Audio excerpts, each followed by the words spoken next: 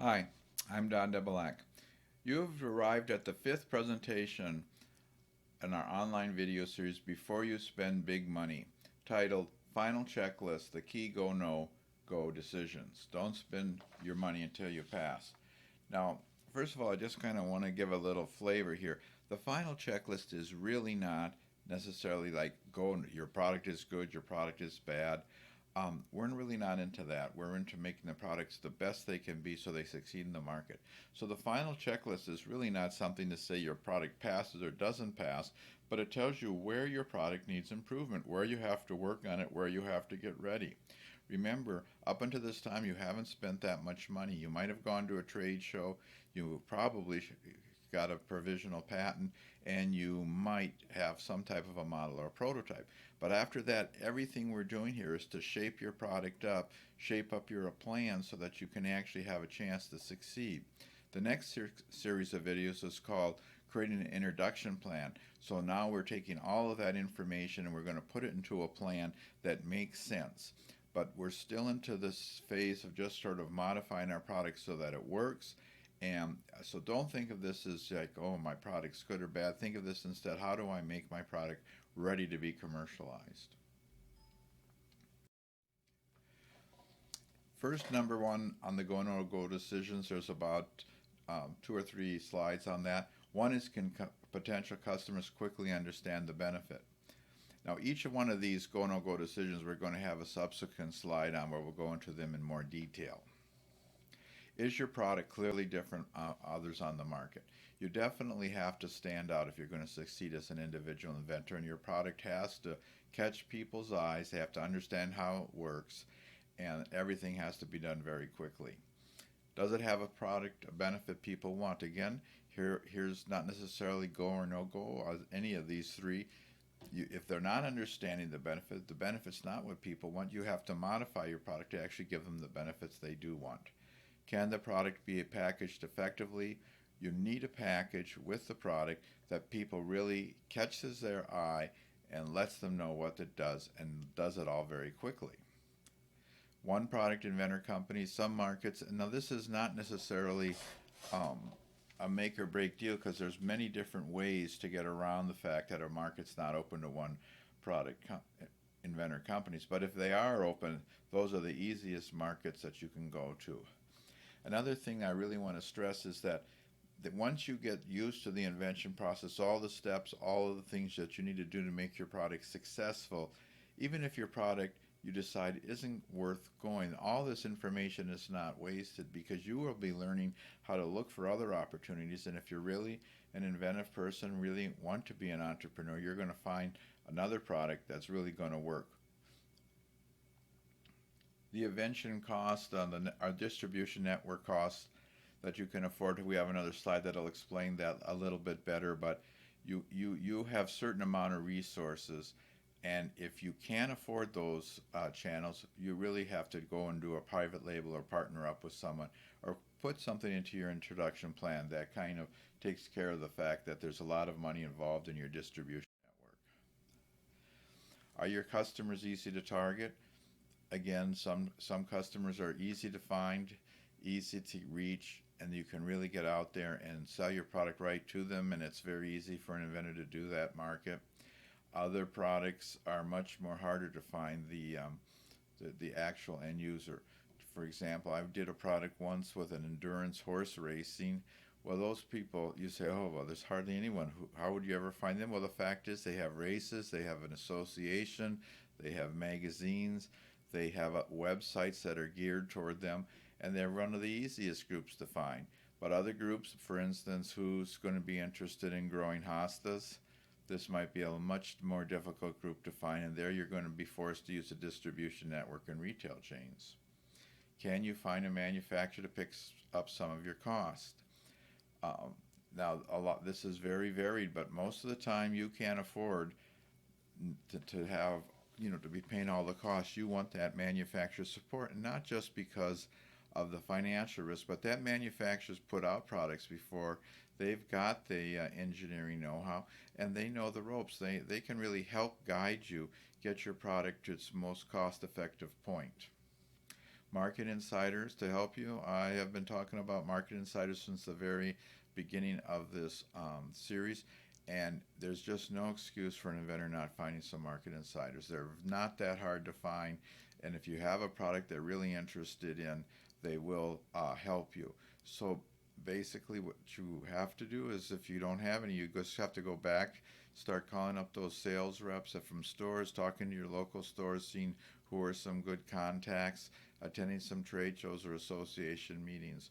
You need insiders. You just can't really afford not to have them, because there's just too many individual idiosyncrasies in every market.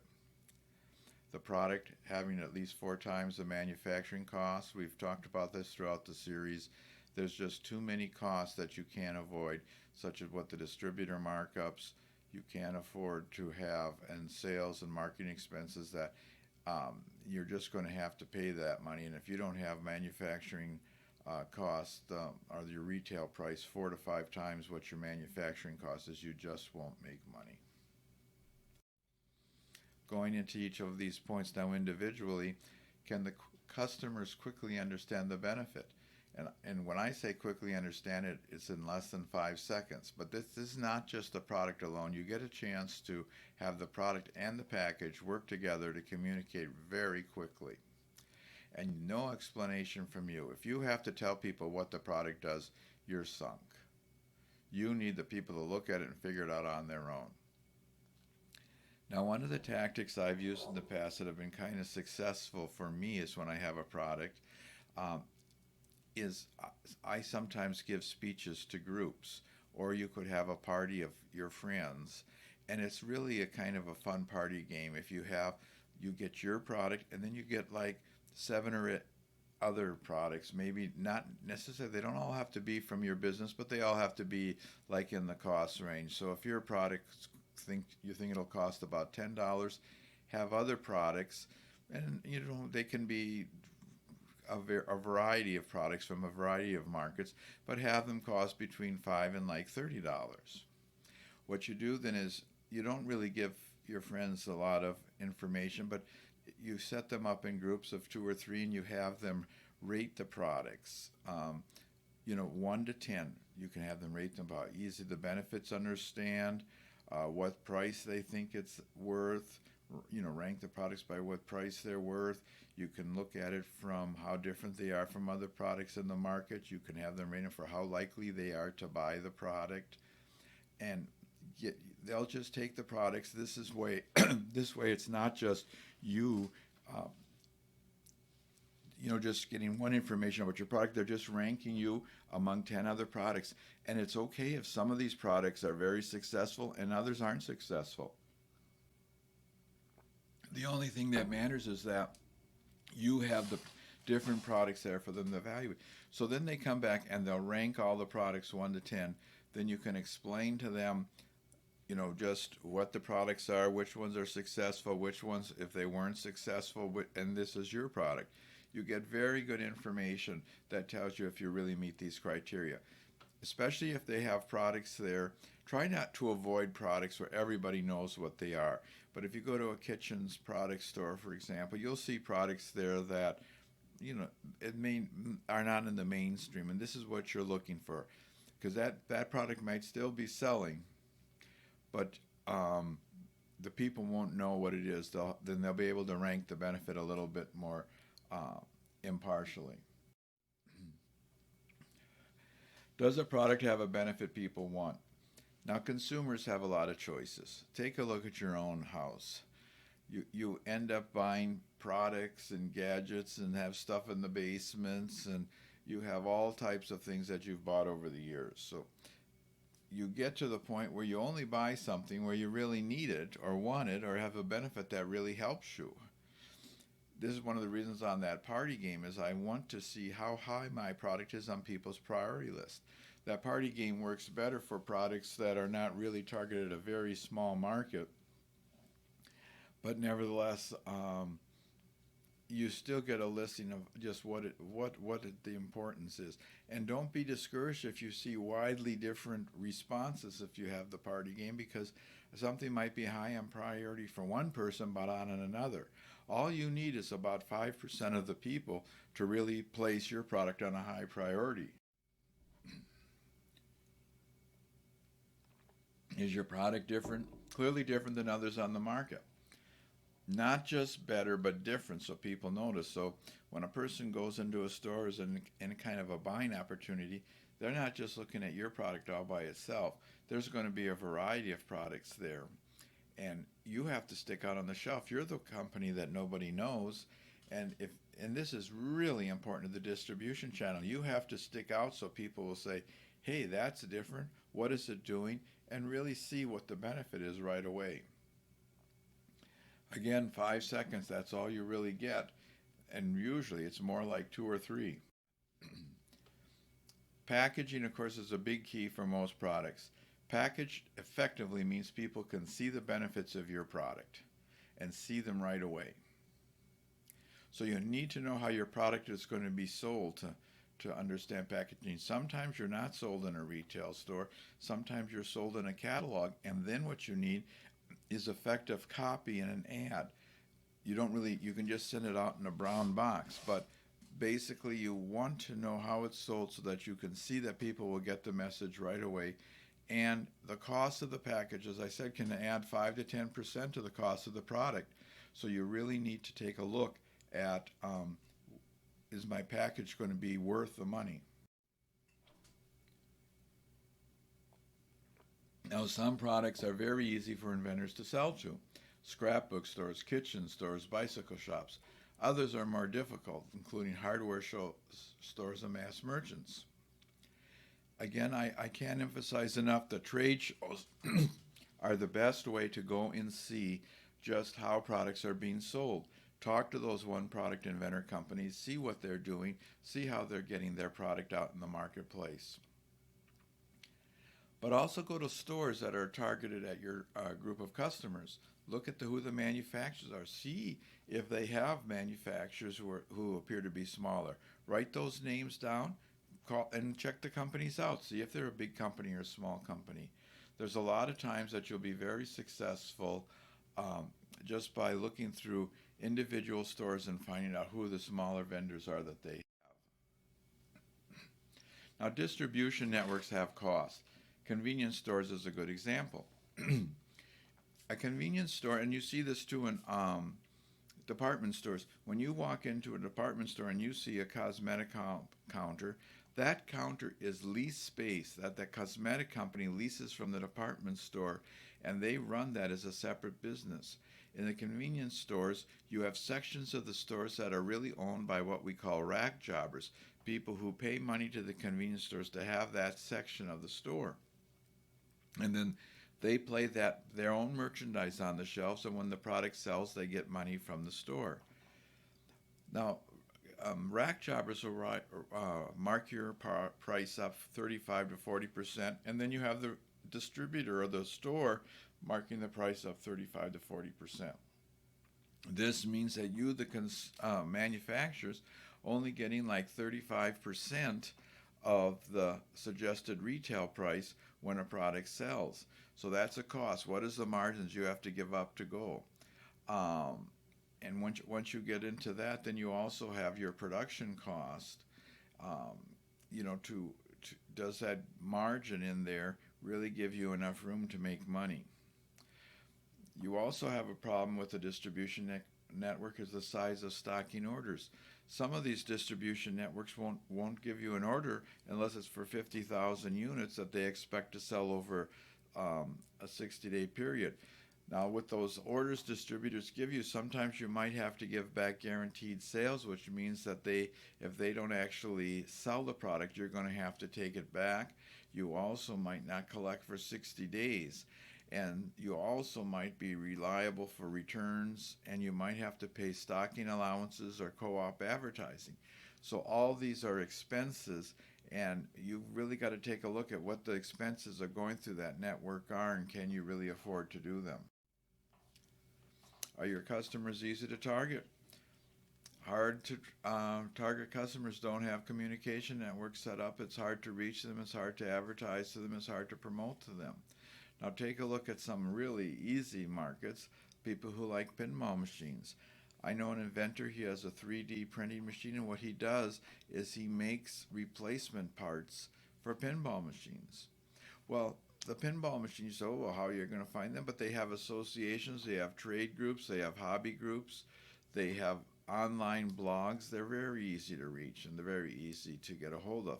Endurance horse races, I mentioned them earlier, easy to reach because they have groups that are together.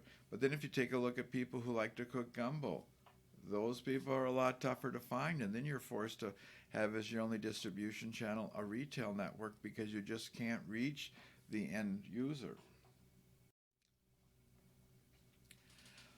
Now, you don't, we've really avoided trying to avoid spending a lot of money. The trade show and the provisional patent. But in the end, sometimes you have a product people just can't understand, just can't rate, just can't envision how it will work unless you have a prototype. I mean, this is a kind of a flaw of inventors as they see their product how it will be, but everybody you show your product to is only going to see what you have. And so sometimes, your description, your drawing, and your enthusiasm might convince you you've got a great product here, but all the people you talk to are going to see is exactly what you present to them. So therefore, what you have, you might have to have a prototype or a model. And it's tough to get anywhere on some products unless you have one. And they can be costly. But this is why I told you to be going to your Inventors Club. A lot of those people have a workshop in their basement garage. A lot of them know a lot about production. A lot of them can help you at least make a good model. And they'll probably do it for not much more than the cost of materials. You can also use your freelance networks, freelance prototype builders, and put out what you're willing to spend and see if you have it. There'll be people out there who aren't companies, who are more hobbyists who just enjoy working on it, who will actually possibly make you a prototype for a low cost. If you're going to have a lot of money, though, here on the prototype, you may have to take an investor, and again, that goes back to your investor package. Now, as I mentioned a little bit earlier, the manufacturers is not just a matter of picking up cost, it's also a matter of all their knowledge and support and their ability to get financing if necessary.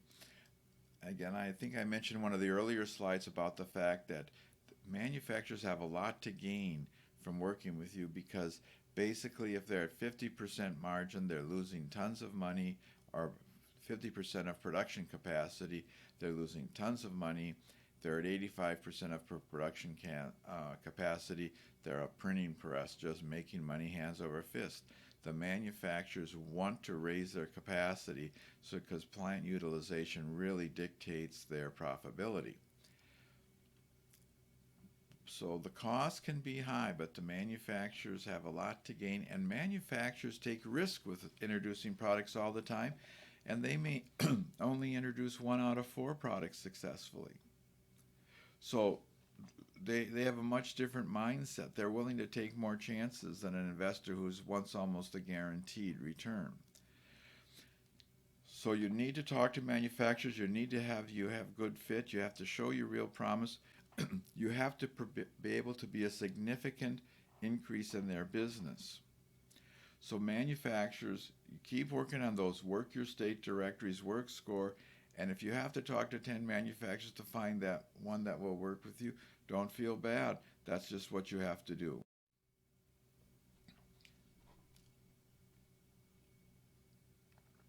Again, I've talked on all this series about market insiders. They're not hard to get if you really get out in the marketplace. You need to know that because every market's different. They all have idiosyncrasies, and you just aren't going to learn them all without some inside help.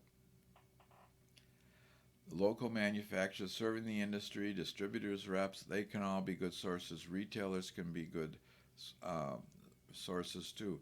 If you need to, you can offer a strong rep to help a small share of your business. It's worth doing that because the payoff is enormous.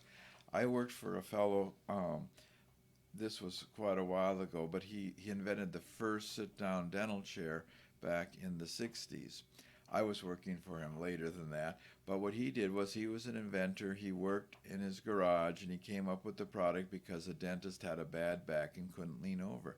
So once he had his product perfected, what he did is he went out and asked all the dentists and the dental dealers who was the best sales rep in the business. And they gave him a name. The inventor gave that sales rep 30% share of the business to come and work for him. And that sales rep took his business up to like $30 million back in the 70s within 2 years. So the sales rep definitely delivered. It was worth the 30%, and that's the kind of support you can get from market insiders. Again, the perceived value, it's all about making money. If you don't have a perceived value or a suggested retail price of 4 to 5 times what your production cost is, you won't make money. You're giving up half the percentage to the distribution network right off the top, and so therefore you need 50% margin, which means that if the product sells for $2, the production cost is $1. If you don't have that, you're just not going to make it. Distribution discounts, returns, scrap, and others, I really say 4, but 5 is what I really like to have. There's no point in starting on anything, and the risks are if you're not going to be able to make money. So if this is really a hard rule. If you can't really figure out how to make your product for the less money so that you get this 4 to 5 times, really you're better off looking for another idea. Basically what you have is you have a cost. You're in an industry where maybe less than 10% of the inventors succeed. So what you need to do is have a big enough market for your investment to justify the risk. If you have to invest $50,000, or you, your investors, and your partners, you better be able to have a return of maybe $400,000 to $500,000 a year, maybe in year 5. You're not going to make that the first year, but you want to have a distribution network. So a lot of people will go on QVC, and so if they spend X amount of money, go on QVC, QVC is only going to sell so much. And that's it. So it's fine to use QVC as a beachhead to prove your product will sell, but you better be taking a good look at what distribution networks are available after you prove your success, and make sure that those distribution networks are big enough for you to make money. I'll just give you a little example like the garlic twist. Now the garlic twist sells in kitchen stores, and it sold originally for $12.99. Now they have a more deluxe version that sells for $17.99. So it's sold in catalogs, it's sold in QVC, and it sells in kitchen stores, but its cost is not low enough to sell really in mass merchants or larger retailers where the price would be discounted and have to sell maybe for $9.99. So the inventor has a distribution network that he knows is limited, and his sales are maybe limited to maybe $1 to $2 million a year. So that means that his profitability, I'm really not sure what his real numbers are, but his profitability is probably like $200,000 to $400,000 a year. So that means how much is this inventor really going to be willing to invest? Well, maybe he'd invest $75,000, but after that you've got to have severe questions about whether the market justifies the risk.